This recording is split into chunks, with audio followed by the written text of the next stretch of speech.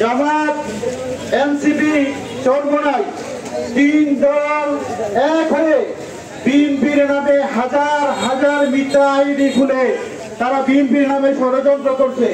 কোনো কিছু হলে শুধু তারা বিএনপির নাম চালিয়ে দেয়।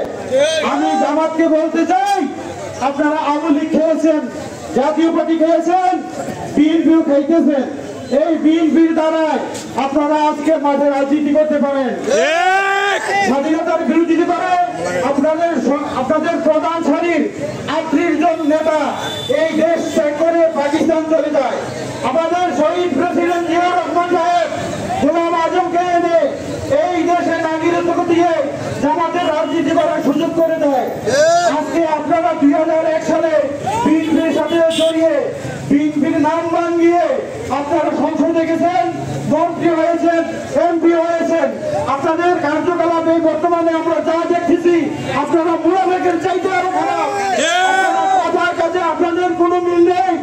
আপনারা হাজার হাজার ভুয়া আইডি খুলে আপনারা এই দেশে বিএনপির নামে অরাজকতা সৃষ্টি করার জন্য, দেশের নামে অরাজকতা সৃষ্টি করার জন্য আপনারা যে পায়তারা করছেন তা শুধু নিয়ে নয়।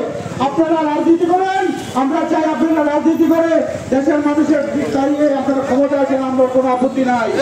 কিন্তু বিএনপির নামে এত বদনাম কেন আপনারা করতেছেন? এই বিএনপির ভর করে আজও আপনারা বাংলাদেশে আছেন।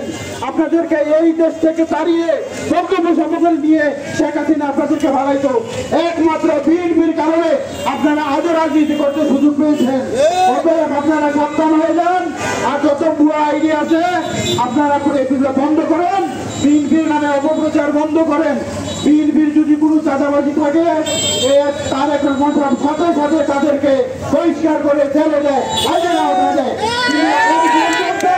এই পর্যন্ত জামাতের যত অকারেন্স করেছে, যত বলাৎকার করেছে, যত নারী দর্শন করেছে, যত হত্যা করেছে, যত চাঁদাবাজি করেছে, ওই একদিন তো শুনলাম না আপনারা তাদেরকে বহিষ্কার করতে, তাদেরকে আইনের হাতে দিতে।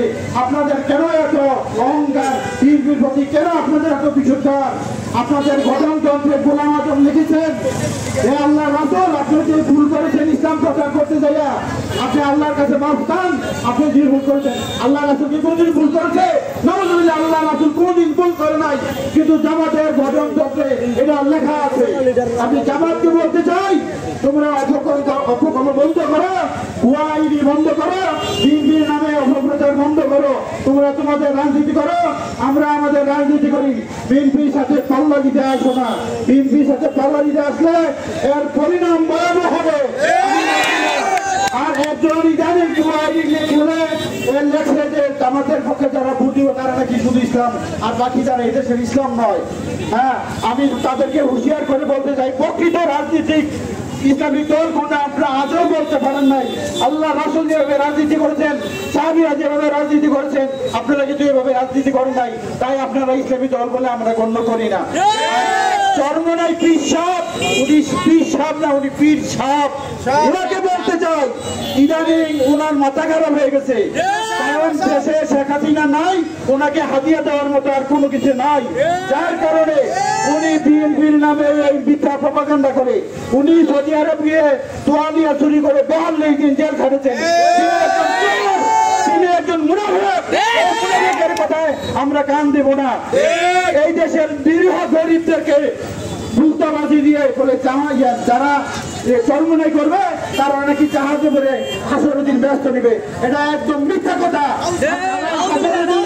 হাসরের দিন হাসরের ময়দান হবে, তারা ওখানে জাহাজ চলবে, তার জরুরি কথা, ওখানে মানুষই নারী থাকতে পারবে না। এরকম প্রচন্ড গরম থাকবে। আমি চরমোনাইকে হুঁশিয়ার করে বলতে চাই, আপনারা বন্ধ করুন, বন্দামি বন্ধ করুন, গুনাহি বন্ধ করুন, যতই চেষ্টা করুন, আপনাদেরকে কেউ হাদিয়া দেবে না। এই দেশে আমলি নাই আপনাদেরকে হাদিয়া দেওয়া।